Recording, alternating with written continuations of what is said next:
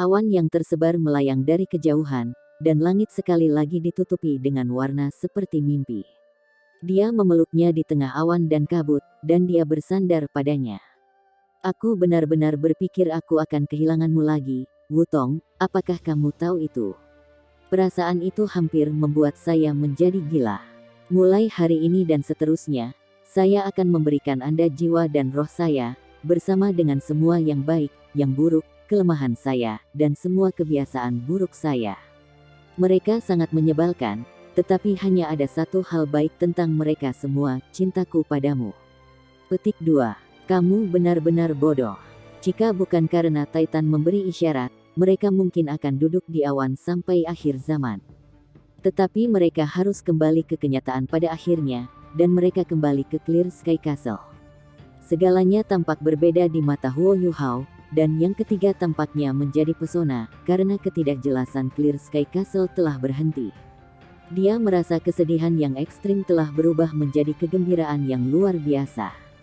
Tang Wutong memerah ketika dia melirik Niu Tian dan mata Titan yang geli, dan dia menarik Huo Yuhao pergi dan melarikan diri. Makanan Clear Sky Castle sedikit membosankan, tapi enak di mulut kedua sejoli itu. Mereka memiliki pesta mewah, dan baru saat itulah Huo Yuhao dan Tang Wutong memikirkan apa yang terjadi di tengah-tengah cinta mereka yang berdenyut. Jiwa bela diri kita bisa bersatu lagi, dan kita bisa menggunakan kekuatan Haodong sekali lagi. Apa yang terjadi? Saya dapat dengan jelas merasakan bahwa Anda mengisap saya kering. Mengapa kultivasi saya tidak turun, tetapi malah meningkat? Saya bisa merasakan bahwa saya harus menjadi Douluo Transcendent, dan Anda juga hampir sama. Selanjutnya, kami berdua memiliki 2 core jiwa sekarang. Petik 2. Huo Yuhao bertanya pada Tang Wutong dengan sedikit ingin tahu saat dia berbaring di pelukannya. Tang Wutong menggelengkan kepalanya. Aku juga tidak tahu apa yang terjadi. Semuanya sudah seperti ini ketika saya bangun. Paman Titan mengatakan bahwa Anda menyembuhkan saya melalui beberapa teknik rahasia, dan saya ingat dia mengatakan bahwa jiwa bela diri dan tingkat kekuatan jiwa kami telah menjadi identik setelah saya memperoleh inti jiwa kedua saya.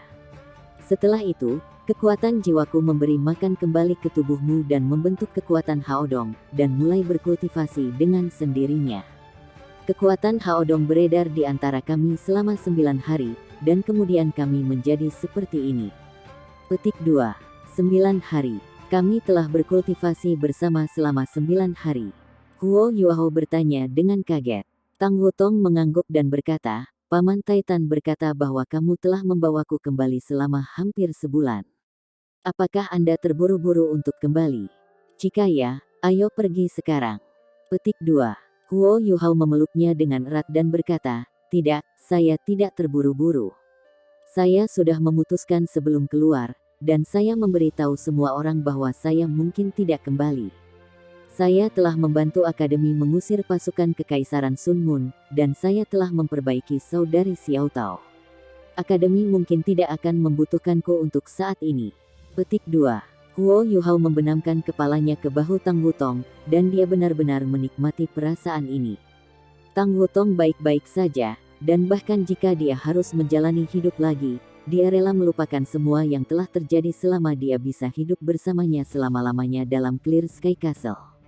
Dia tidak akan peduli dengan semua kekacauan di dunia luar lagi. Tang Wutong tersenyum saat dia membelai rambutnya. Kita bisa menghadapi apapun dengan bahagia selama kita bersama. Kita tidak dapat benar-benar berada di sini selamanya dalam damai, karena masih ada hal-hal yang tidak dapat kita lepaskan. Manusia tidak dimaksudkan untuk menjalani hidup mereka hanya untuk diri mereka sendiri. Anda selalu hidup untuk orang lain, tetapi apakah Anda tahu berapa banyak orang akan mengkhawatirkan Anda ketika Anda tidak ada, dan berapa banyak orang akan mengkhawatirkan kami? Kita harus kembali ke dunia yang menjadi milik kita pada akhirnya. Setidaknya, kita tidak bisa melarikan diri atau melarikan diri sebelum debu mengendap.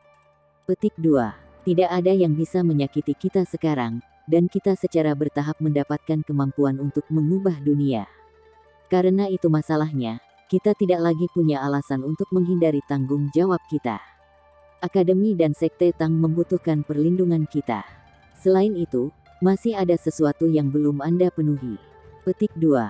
Huo Yuhao gemetar saat dia menatap Tang Wutong, dan tatapan mereka bertemu. Tentu saja, dia tahu apa yang dirujuk Tang Wutong. Meskipun dia terus mengatakan kepadanya untuk membiarkan ini pergi, bisakah dia benar-benar melakukan itu? Itu tidak mungkin. Setidaknya, itu tidak mungkin untuk saat ini. Dia tidak hanya butuh waktu, lebih penting lagi, dia harus menghadapinya. Huo Yuhao menarik napas dalam-dalam saat dia mengangguk dengan lembut dan berkata, "Kamu benar. Karena kita tidak bisa menghindar, maka mari kita hadapi dunia. Mungkin pikiran kita benar-benar dapat menghadapi semuanya dengan damai setelah semua yang kita lalui. Tetapi kita tidak akan pergi hari ini, karena kita masih harus tinggal di dalam kebahagiaan ini untuk hari lain. Kami tidak perlu memikirkan apapun, dan saya ingin menemani Anda seperti ini untuk menyaksikan matahari terbit dan terbenam. Saya ingin menemani Anda menyaksikan awan yang melayang dan kabut yang mengambang." Petik 2. Baik, mereka hanya duduk bersama di tempat tidur Tang Wutong. Huo Yuhao tidak melakukan apa-apa, dan mereka hanya bersandar satu sama lain, dan mereka bahkan nyaris tidak berbicara. Mereka hanya mengagumi pemandangan indah di luar jendela, mendengarkan detak jantung masing-masing, dan bernapas dalam satu sama lain. Mereka hanya duduk di sana dengan tenang, dan pada saat ini, hanya ada kebahagiaan di hati mereka. Hari baru telah dimulai, dan ada embun pagi di sekitar. Huo Yuhao dan Tang Wutong menikmati sup hangat dan memiliki makanan sederhana, karena kebahagiaan dan kebahagiaan masih meresapi hati mereka. Mereka benar-benar berbeda kali ini, karena tubuh dan jiwa mereka telah disublimasikan. Kelelahan, rasa sakit, dan tanggung jawab Huo Yuhao dan Tang Wutong yang telah mereka kumpulkan untuk waktu yang lama tampaknya telah dibersihkan selama bulan ini, dan mata mereka menjadi lebih jelas dan lebih terang dari sebelumnya. "Paman Niutian, Paman Taitan, kita akan pergi." Huo Yuhao berdiri di depan dua pemimpin Clear Sky Sekte saat dia berlutut di depan mereka. Meskipun dia tidak tahu bagaimana dia dan Tang Wutong berhasil pulih, atau bagaimana kekuatannya meningkat, dia tahu bahwa apa yang terjadi berkaitan erat dengan dua pemimpin sekte ini, yang dingin di luar tetapi hangat di dalam. Niu Tian tersenyum tipis dan berkata, "Pergi. Kalian berdua memiliki kekuatan untuk mendominasi seluruh benua sekarang. Ada orang yang bisa mengalahkan Anda berdua, tetapi selama Anda tidak saling meninggalkan, hampir tidak ada orang di dunia yang dapat menghancurkan Anda. Jaga Wutong. Kalau tidak, aku akan memukulmu." Petik 2. "Ya," jawab Huo Yuhao dengan hormat. Taitan cemberut sedikit ketika dia berkata, "Kamu sama sekali tidak menyenangkan. Pergi-pergi. Wutong, anakku yang baik, kembali dan temui pamanmu jika kamu punya waktu." Petik 2. Tang Wutong melangkah maju dan memeluk Taitan dan Niu Tian. Matanya memerah saat dia terbang ke langit bersama Huo Yuhao, dan mereka berpegangan tangan saat mereka terbang ke kejauhan. Ekspresi Niu Tian tampak sangat terbebaskan saat dia melihat mereka pergi. "Kami pada dasarnya telah menyelesaikan tugas kami, dan kami dapat kembali." Taitan mengangguk. "Iya, sudah waktunya untuk kembali." Petik 2. Huo Yuhao dan Tang Wutong terbang di udara, dan udara tampak seperti tentara yang mematuhi perintah mereka saat mereka mendorong mereka maju seperti roket. Tang Wutong bertanya, "Kemana kita akan pergi dulu, Yuhao?" Huo Yuhao tertegun sejenak. "Aku belum memikirkan itu." Tang Wutong terkikik dan berkata, "Itu tidak seperti kamu. Jangan Anda selalu merencanakan dengan cermat sebelum apapun. Bukankah kamu selalu punya sejuta ide?" Petik 2. Huo Yuhao berpikir sejenak, lalu berkata, "Mari kita pergi ke Kekaisaran Dowling, ke kota Dowling. Saya bertanya-tanya bagaimana saudara senior ketiga melakukan penanganan di sana. Lebih penting lagi, kita tidak tahu apakah Kekaisaran Sun Moon bergerak melawan Dowling City.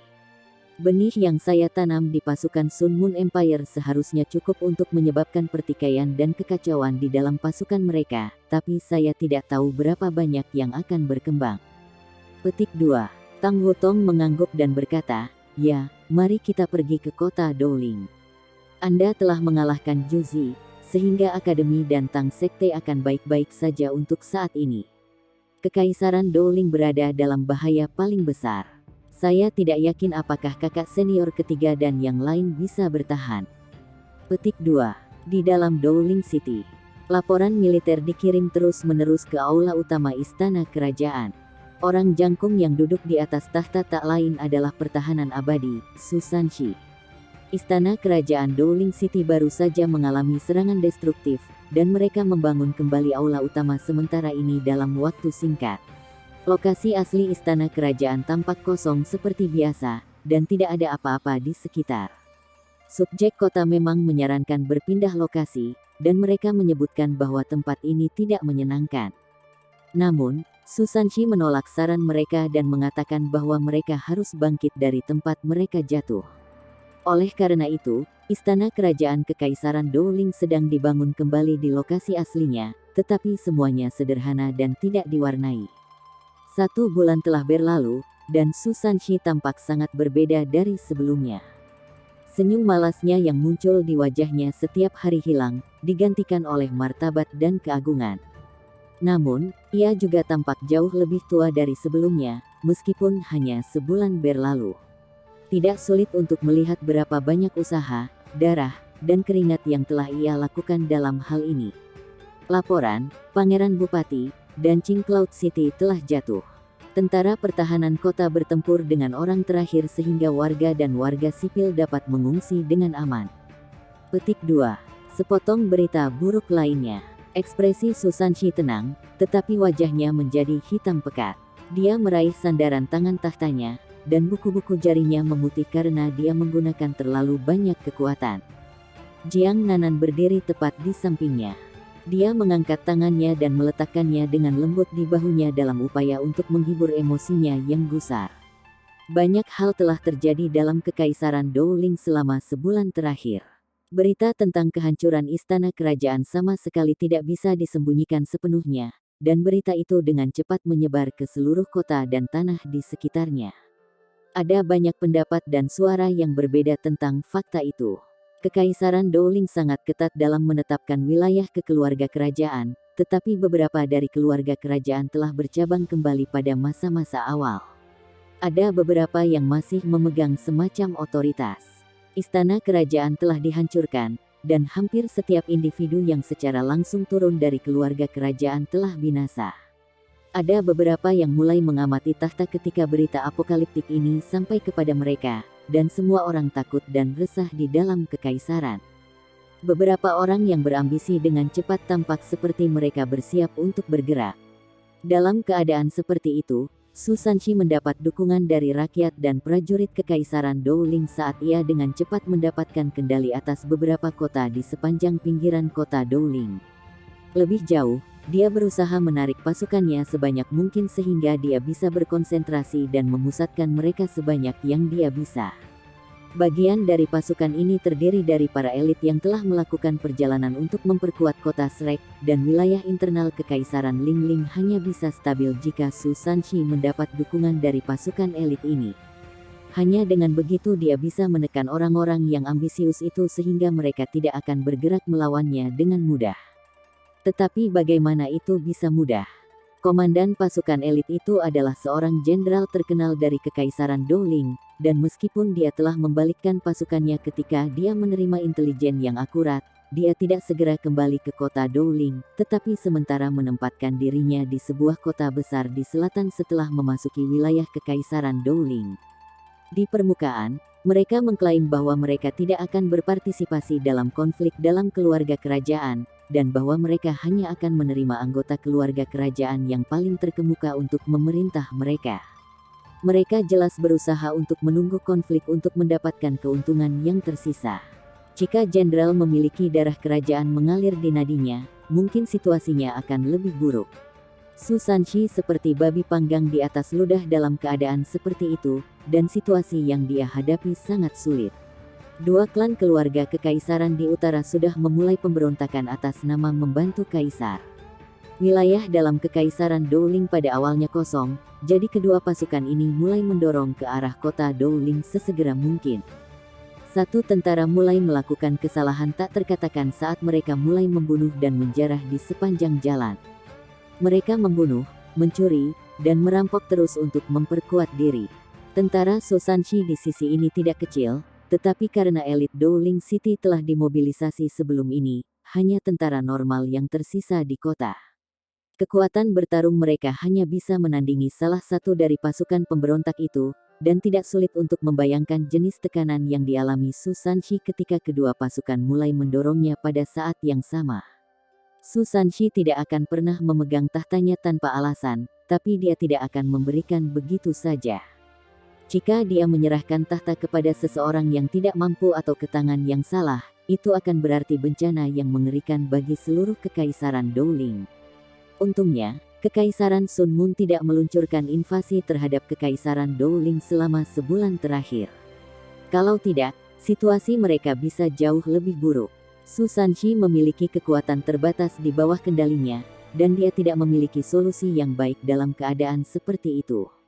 Dia telah menunjukkan kemampuan luar biasa ketika dia pertama kali mendapatkan otoritas atas Dowling City, dan dia dengan cepat menangani situasinya.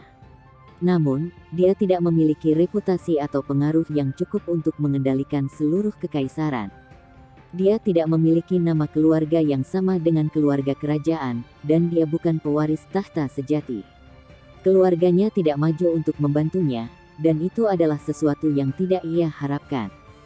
Hanya ibunya yang ada di sini, yang adalah seorang putri Kekaisaran Dowling. Ayah Su Sanshi menolak untuk maju untuk membantunya karena dia tidak melihat keadaan Kekaisaran Dowling dengan sangat optimis. Selanjutnya, dia tidak bisa mengambil risiko seluruh keluarganya. Dia adalah pemimpin keluarganya, jadi dia harus mempertimbangkan kesejahteraan keluarganya. Su Sanshi mengalami kesulitan baik dari dalam maupun dari luar, jadi bagaimana mungkin dia tidak bingung. Tapi apa yang bisa dia lakukan? Dia bisa mengerahkan beberapa prajurit untuk melawan kedua pasukan yang memberontak melawannya, tetapi itu hanya akan mengakibatkan lenyapnya pasukannya. Satu-satunya hal yang bisa dia lakukan adalah memberikan perintah kepada warga dan warga sipil yang telah menderita untuk evakuasi. Pada saat yang sama, dia memberi perintah untuk membuat garis pertahanan dengan Dowling City di pusat secepat mungkin. Dia harus membela diri melawan pasukan pemberontak dua keluarga kerajaan sebelum dia bisa bernegosiasi dengan tentara elit Kekaisaran Dowling. Meskipun pasukan elit itu duduk diam, rakyat kekaisaran tidak memberi mereka masalah lagi. Ada alasan bagi mereka untuk duduk ini, karena keluarga kerajaan sudah pergi, dan beberapa yang tersisa yang memiliki darah kerajaan bahkan tidak berhubungan langsung. Garis keturunan Su Sanshi dianggap paling murni, tetapi nama keluarganya adalah Su, bukan Sue, yang merupakan nama keluarga kerajaan. Itu menjadi masalah besar. Karena itu, siapapun yang paling menonjol akan mewarisi otoritas tertinggi dalam keadaan seperti itu. Apa yang dibutuhkan Kekaisaran Dowling saat ini adalah pemimpin yang hebat. Komandan pasukan elit sedang menguji Su Sanshi dan dua pasukan pemberontak itu. Siapapun yang muncul sebagai pemenang dalam konflik mereka berarti orang itu cukup kuat untuk mewarisi tahta.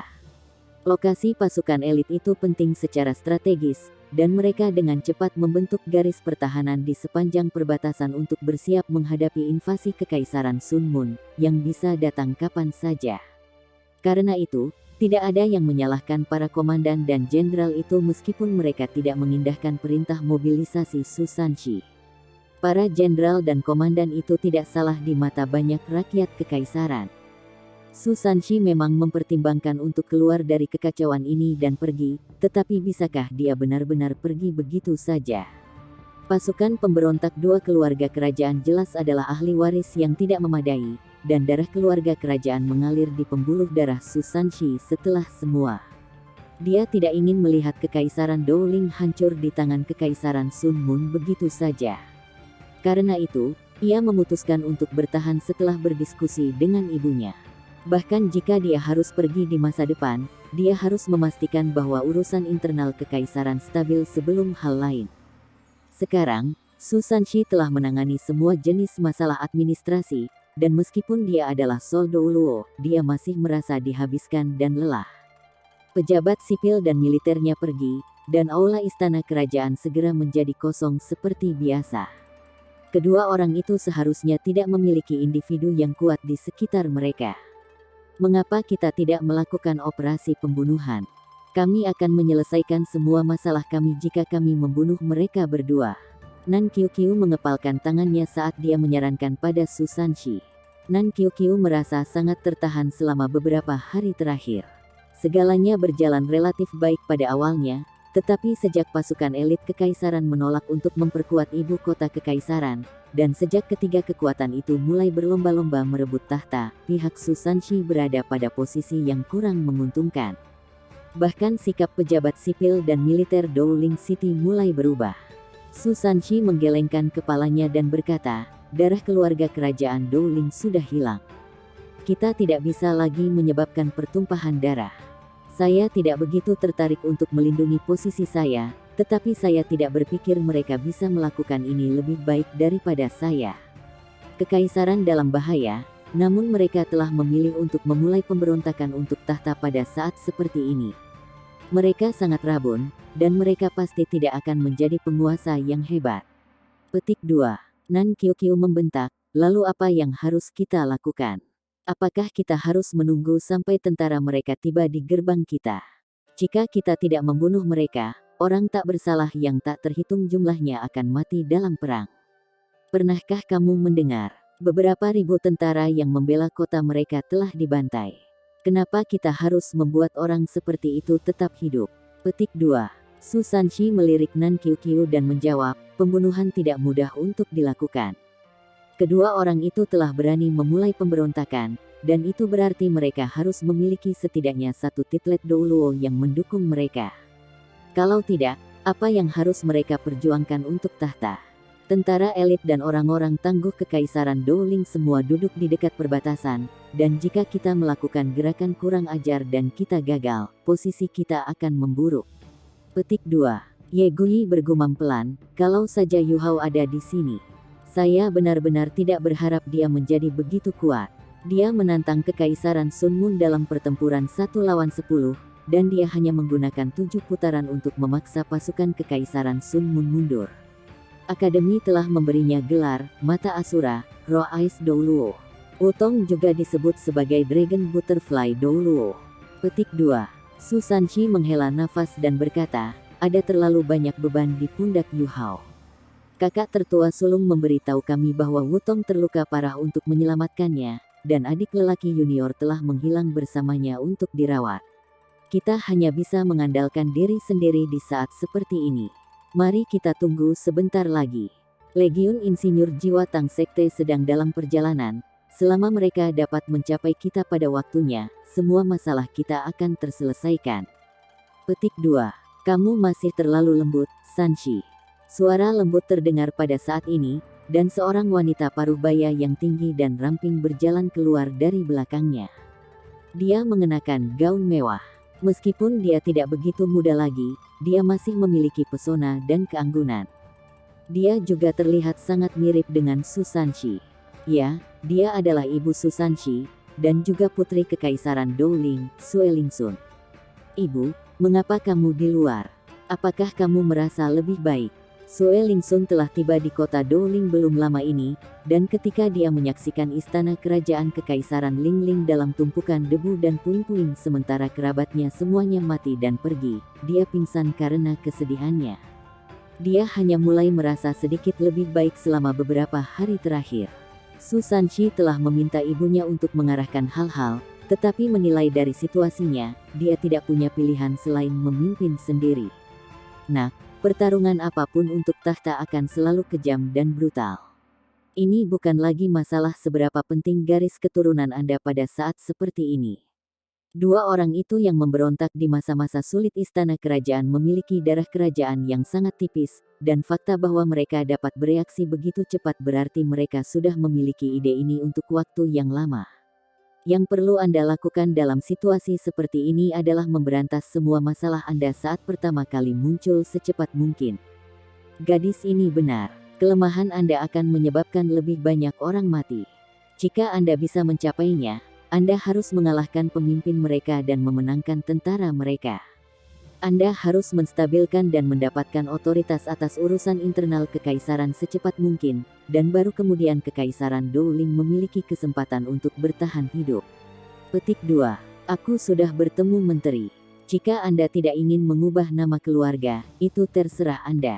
Tapi untuk Kekaisaran Dowling, untuk ibumu, aku meminta Nanan dan kau membiarkan keluarga Sue mengadopsi putra pertamamu di masa depan sehingga dia bisa mengambil alih tahta kerajaan. Apakah itu baik-baik saja? Selama Anda setuju, subjek dan pejabat ibu kota akan sepenuhnya mendukung Anda untuk melawan dua pengkhianat itu. Petik 2. Saran Sue Lingsun yang tiba-tiba mengejutkan Su Sanshi, sementara Jiang Nanan memerah karena malu. Sue Lingsun sangat menyukai calon menantunya, tapi Su Sanshi dan Jiang Nanan belum menikah secara resmi. Komentarnya melanggar topik memiliki anak, jadi bagaimana mungkin dia tidak merasa malu? Su Sanshi melirik Jiang Nanan tanpa sadar, dan Sue Lingsun berbalik untuk menghadapnya pada saat yang sama. Matanya langsung memerah, dan dia berlutut ke arah Jiang Nanan. Jiang Nanan adalah jiwa Douluo. Dia bereaksi begitu dia menyadari bahwa ada sesuatu yang tidak beres, dan dia mengambil langkah cepat ke depan ketika dia mendukung Sue Lingsun. Jiang Nanan menerapkan kekuatan dengan pinggangnya yang lembut dan lunak saat dia membantu Sue Lingsun bangkit kembali. Apa yang kamu lakukan, Bibi? Jiang Nanan mulai berkeringat di dahinya. Sue Lingsun mendengus dan dia berkata, tolong ambil koutou saya, anak. Saya melakukan ini untuk jutaan warga Kekaisaran Dowling, dan saya melakukan ini untuk masa depan keluarga kerajaan Kekaisaran Dowling. Saya memohon Anda sebagai putri Kekaisaran Dowling. Petik 2. Aku berjanji padamu, Bibi. Tolong jangan menangis. Jiang Nanan memiliki hati yang baik, jadi bagaimana dia bisa menolaknya dalam situasi seperti itu? Sue Lingsun sangat gembira saat dia menggenggam tangan Jiang Nanan dengan erat. Kamu anak yang baik, terima kasih. Su Sanshi terdengar agak biru ketika dia berkata, kalian belum meminta pendapatku. Aku harus mengatakan tentang putraku sendiri. Petik 2. Pergi. Sue Lingsun membentak saat dia memutar matanya ke arahnya. Dia menarik Jiang Nanan dan melangkah mundur dengan gembira, dan dia tidak lagi tampak sedih sama sekali. Mata Nan Qiu terbuka lebar, dan rahangnya kendur saat dia menatap Sue Lingsun, yang kesedihannya berubah menjadi kebahagiaan. Dia bergumam pelan, kakak laki-laki ketiga, ibumu pasti seorang aktris, kan? Tidak ada seorang pun di keluarga kerajaan yang sederhana. Saya bertanya-tanya bagaimana ayah saya berhasil memenangkan ibu saya saat itu. Sekarang, saya mengerti sedikit tentang mengapa ayah saya menolak untuk datang. Mungkin, jika dia ada di sini, ibuku akan mendesaknya untuk membuatku mengganti nama keluargaku. Petik 2. Ji Joechen berdiri di satu sisi, dan dia tidak berbicara sama sekali. Tapi dia tiba-tiba berseru keras, hati-hati.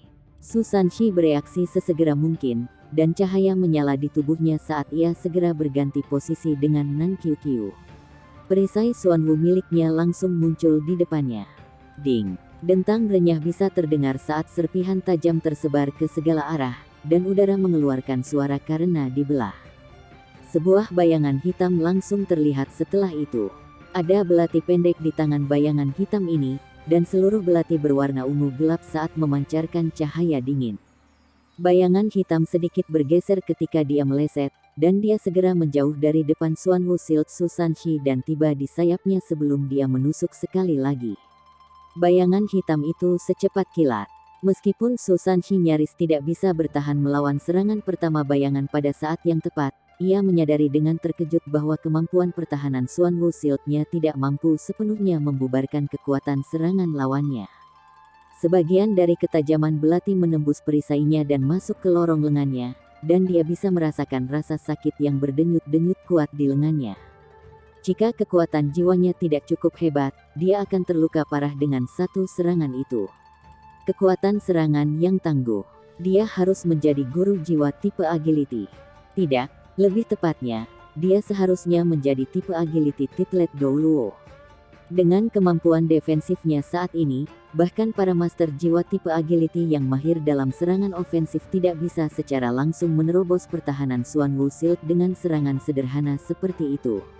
Lawannya harus menjadi Titoul Douluo setidaknya untuk mencapai itu.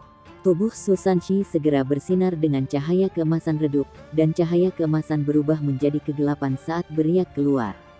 Itu tampak seperti cairan emas gelap karena meliputi ruang di sekelilingnya. Keahlian jiwa keenam Su Sanshi, Xuanwu Domain. Su Sanshi memiliki banyak pengalaman dalam pertempuran, dan dia menggunakan kemampuan tipe domainnya begitu dia menyadari ada sesuatu yang salah. Domain Xuanwu milik Su Sanshi berarti kecepatan pembunuh itu tidak diragukan lagi akan sangat dibatasi. 3 orang lainnya merespons ketika Su Sanshi melepaskan wilayah kekuasaannya. Pedang penghakiman muncul di tangan Ji Juechen. Namun, dia tidak bergerak karena dia hanya berdiri di sana, dan satu gelombang niat pedang jahat langsung terkunci ke pembunuh itu. Mereka berempat tidak takut bahkan Douluo berjudul dengan kultivasi mereka. Atas nama kekudusan. Suara jernih terdengar ketika seberkas cahaya keemasan melonjak ke langit dan menutupi seluruh aula. Bayangan dan siluet muncul satu demi satu saat cahaya keemasan menyinari mereka, dan 3 pasang sayap putih membentang di belakang punggung Ye Gui. Malaikat bersayap 6. Ya, orang dengan kultivasi tertinggi di antara mereka berempat bukanlah Ji Juechen atau Su Sanshi. Mereka masih selangkah lagi dari menjadi titlet Douluo, jadi Ye Gui adalah yang terkuat. Ye Gui pergi ke budidaya tertutup setelah dia memurnikan sejumlah besar roh pembalasan, dan dia akhirnya menerobos dan menjadi yang lain dari Tang Seks titlet Douluo. Ye Gui melepaskan cahaya sucinya, dan semua jenis kemampuan menyembunyikan dihilangkan. Su Sanshi menggunakan Ghost Shadow membingungkan Trek. Meskipun dia tidak secepat lawannya, kualitas mistis dan mendalam hantu Shadow membingungkan membuatnya untuk menghindari serangan lawannya yang datang dalam suksesi cepat. Perisai Xuanwu-nya berubah menjadi bayangan perisai yang tak terhitung jumlahnya yang melindunginya pada saat yang sama, sehingga pembunuh itu tidak dapat menemukan target. Pembunuh itu juga sangat berpengalaman dalam pertempuran. Dia bisa mengatakan bahwa dia telah kehilangan kesempatan, dan dia juga bisa merasakan niat pedang gila datang dari tubuh Ji Juechen, jadi dia memilih untuk mundur sesegera mungkin sehingga dia bisa bertemu dengan bangsanya sendiri. Istana kerajaan sepenuhnya sunyi pada saat ini. Cahaya suci menyinari semua orang, dan lebih dari 20 orang muncul dari bayang-bayang. Mereka dengan cepat membubarkan dan mengepung Su Sanshi dan 3 lainnya. Cincin jiwa bersinar terang, dan sebenarnya ada 4 gelar Douluo di antara 20 orang ini, sedangkan sisanya adalah Soul Douluo, dan hanya 2 dari mereka yang tampaknya relatif lebih lemah. Salah satunya adalah seorang pria parubaya yang tampak sedikit lebih dari 40, dan dia adalah seorang sage jiwa. Ada pemuda lain yang memasang ekspresi dingin di wajahnya, dan dia sepertinya berumur kira-kira 30 tahun. Dia adalah Kaisar Jiwa 6 Cincin. Otot-otot wajah Su Sanshi berkedut ketika dia melirik Nan Qiu, yang tidak jauh darinya. Pembunuhan. 2 sosok dengan cepat kembali dari belakang aula. Bukankah itu Jiang Nanan dan Su Elingsun? Lebih dari 10 orang melonjak di belakang mereka, dan ada gelar Douluo di pucuk pimpinan, sementara sisanya adalah jiwa Douluo dan jiwa Sage. Su Sanshi dan yang lainnya dikepung. Pemuda dengan ekspresi dingin di wajahnya tertawa dingin dan berkata, "Jangan mencoba melarikan diri atau meminta bala bantuan, karena itu hampir mustahil. Istana yang sepi ini tidak memiliki korban lain kecuali beberapa dari Anda. Kami sudah berurusan dengan semua penjaga pribadi Anda. Kami telah menggunakan alat jiwa kelas 8 yang dibeli dari Kekaisaran Sun Moon untuk mengisolasi tempat ini, jadi tidak ada satu suara pun yang akan keluar bahkan jika pertempuran epik terjadi." Petik 2. Su Sanshi menatap dingin ke arah pemuda di depannya saat dia menurunkan suaranya dan berkata, "Apakah Anda Sue Leng dan Sue Kui?" Pemuda itu tertawa terbahak-bahak, dan tawanya dipenuhi dengan kesombongan. "Saya Pangeran Sue Leng, dan ini adalah Duke Sue Kui. Anda pasti terkejut bahwa kami telah bekerja sama." Petik 2. Dia menunjuk pria parubaya di sampingnya saat dia berbicara. "Sue Leng, Sue Kui. Sepertinya Anda sudah merencanakan ini sejak awal, bukan?" Mata Su Sanshi beralih ke Sue Kui saat dia berbicara. Penampilan fisik Sue Kui rata-rata. Dia adalah tipe yang tidak akan menarik perhatian sama sekali dalam kerumunan orang, dan dia bahkan tampak sedikit membosankan. Tapi siapa yang mengira pria parubaya seperti itu akan menjadi monster pembunuh? Dia adalah orang yang telah menghancurkan kota dan pasukan pertahanan kota yang dia temui dalam perjalanannya, penguasa Provinsi Luo'an, Sue Kui. Sue Leng adalah penguasa Provinsi Tianhe. Judul Sue Leng lebih tinggi. Nenek moyangnya pernah memberikan kontribusi besar bagi Kekaisaran Douling sejak lama. Kembali ketika Kekaisaran Langit Dou telah berpisah menjadi Kekaisaran Jiwa Surgawi dan Kekaisaran Douling, leluhur Sue Leng telah membantu keluarga kerajaan Kekaisaran Douling berhasil melarikan diri dari cengkeraman dan mengejar keluarga kerajaan Kekaisaran Jiwa Surgawi. Keluarga kerajaan Douling Empire akhirnya berhasil membangun kerajaan mereka sendiri, dan hanya pada saat itulah nenek moyangnya dianugerahi pangkat seorang keturunan turun-temurun. Keluarga Sue Leng dianggap relatif mulia di Kekaisaran Douling. Status Sue Kui jauh lebih rendah. Meskipun dia juga seorang lord atas sebuah provinsi, gelarnya adalah markis. Mereka secara terpisah mengerahkan pasukan mereka di wilayah mereka, dan mereka berlari ke Douling City atas nama datang untuk membantu kaisar. Sue Leng menunjukkan banyak pengekangan di sepanjang jalan, dan dia tidak akan melakukan sesuatu yang kejam kepada siapapun kecuali lawannya menyerangnya terlebih dahulu. Sue Kui adalah kebalikannya, dan dia menghujani setiap kota yang dia temui. Wilayah dalam Kekaisaran Douling sudah kosong, dan pasukan militer provinsinya semua kuat dan elit. Mereka secara alami menyapu semua orang di jalan mereka. Sue Leng dan Sue Kui jelas bersaing untuk tahta, tetapi siapa yang akan berpikir bahwa mereka akan membentuk aliansi? Selain itu, mereka tampak sangat akrab satu sama lain, dan bahkan penampilan mereka pun terlihat mirip. Sue Kui merendahkan suaranya dan berkata, "Su Sanchi, kesalahanmu adalah mencampur-adukkan dirimu dengan kekacauan ini.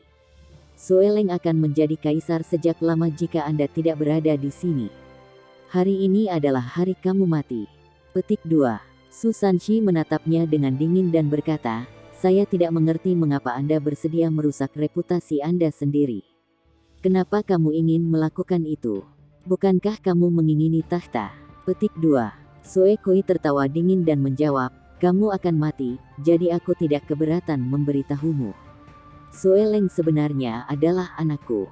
Dulu ketika saya bepergian ke provinsi-provinsi itu bertahun-tahun yang lalu, saya tidak sengaja mengenal seorang wanita, yang kebetulan adalah istri dari Tianhe Duke sebelumnya. Tidak perlu bagi saya untuk memberitahu Anda apa yang terjadi selanjutnya, bukan? Mengenai mengapa saya memilih untuk menjarah dan membunuh, saya melakukan itu sebagai kontras dengan anak saya. Bunga merah akan menjadi lebih indah dengan daun-daun hijau sebagai pelengkap, bukan begitu?" Petik 2. Sue Kui tidak lagi harus berbicara. Sue Lingsun marah dengan amarah, dan dia sangat marah sehingga dia tidak bisa berbicara sama sekali.